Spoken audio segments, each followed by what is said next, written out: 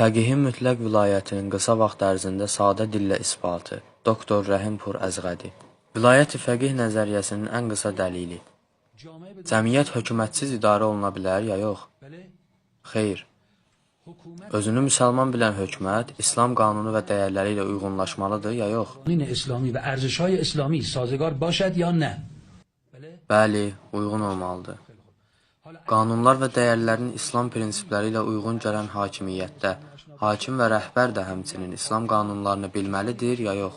Və qavanun İslami aşina həstən ya nə? Bəli, bilməlidir.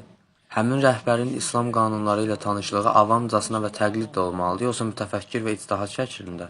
Təbii ki, ictihad şəklində. Vilayət-i fəqih elə budur, başqa bir şey deyil. Fəqihin mütləq vilayətinin isbatı. Mən buna bir misal çəkəcəm və bu misal bir çox suallara cavab verəcək. Ola bilsin, bəzilərinin fikrinə gələ bilər ki, fəqihin mütləq vilayəti dedikdə, hakimiyyətdə olan fəqihin ürəyi hər nə istəyir, onu da edə bilməsi nəzərdə tutulur. Əgər belə bir şey olsa, o İslam deyil, diktator hökumətidir. Diktatorluq isə tağutdur. Hətta fəqih dini cəmiyyətə hakim olsa və hər ürəyi istədiyini yerinə yetirsə diktatordur. Baxmayaraq ki, məzhəb adı ilə hakimiyyət edir. Bu din adına özbaşınalıqdır. Bəs fəqihin mütləq vilayəti nədir?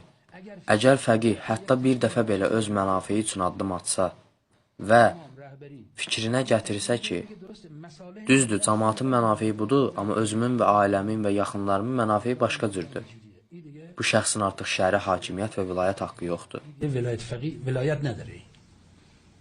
İmam Xomeyni rəhmətullahi aleyh deyirdi, fəqih hətta bir dəfə belə naməhrəmə baxarsa vilayət haqqı yoxdur. Bilin ki, şəhəri hakimin vəzifəsi digər rəhbərlərin işindən nəinki asandır, hətta çox çətindir.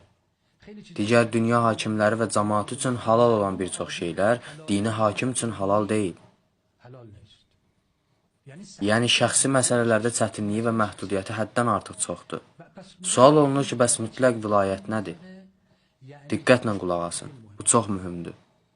İslam məfhumunda olan və İmam Xomeyninin qeyd etdiyi mütləq vilayətin mənası budur ki, dini hakimiyyət böhran vəziyyətində problemlər adi və qanuni yolla həll olmursa, hakim, fəqih müvəqqəti olaraq baxır, görür ki, hansı qanun və məsləhət mühüm və hansı daha mühümdür. Çünki ikisini bir yerdə icra etmək mümkün deyil. Ona görə də mövcud qanunu müvəqqəti olaraq və problem həll olana kimi kənara qoyur, daha mühüm və cəmiyyətin mənfəəti üçün olan işi icra edir. Buna deyilir qanunüstü davranış. Ümumiyyətlə, qanunun əsas hədəfi də elə budur. Mən iki misal çəkəcəm və biləcəksiniz ki, mütləq vilayətin mənası qanunu pozmaq, özbaşınalıq və şəxsi mənafi deyil. Məsələn, dörd yolda olan işıqfor, onun yanıb keçən yaşıl, qırmızı və sarı işıqları adi qanundur. Mənası da aydındır, düzdür? Adi halda qırmızı işıqda dayanırlar və yaşıl işıqda hərəkət edirlər. Bəs o zaman orada dayanan polis nə üçündür? O qanun icraçısıdır və qanunun düzgün icrasına nəzarət edir. Bəzən maşınların yol hərəkəti bir-birinə dəyir, tıxac yaranır və maşınların hərəkətini nizamlamaq işıqforla mümkün olmur. Yaşıl və qırmızı işıqlar yanıb sönsə də maşınların hərəkəti işıqforla nizamlana bilmir. Bu o deməkdir ki, adi və əsas qanun olan qırmızı işıq işləmir və böhranı aradan qaldıra bilmir. Əksinə, yaşıl və qırmızı yandıqca tıxac daha da artır. Adi işıqfor qanuna keçərli olmayanda polis neyniyir? Maşınlara işarə edir ki, bu məsələ həll olana qədər və müvəqqəti olaraq işıqfora deyil, mənə baxın. Beləliklə, tıxacı aradan qaldırmaq üçün yaşıl işıqdakı maşınları dayandırır və qırmızı işıqdakı maşınlara yol atır. Sizcə bu rəftar istibdad və özbaşınalıqdır, yoxsa məsləhət? Məsləhəti. Mütləq vilayətin məsləhət sistemi bax budur, özbaşınalıq deyil. İstibdad nist. Ola bilsin biri deyər ki, qırmızı işıqdakıları keçirdib, yaşıl işıqdakıları saxlamaq düzgün deyil, bu səhv iddiadır.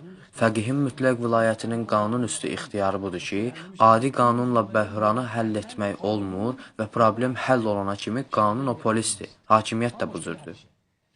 Özbaşınalıq o zaman olardı ki, məsələn, yaxın qohumlarının maşınını görən kimi digər maşınları saxlayıb onların maşınına yol açardı. Həmə vayistin şema bir vura.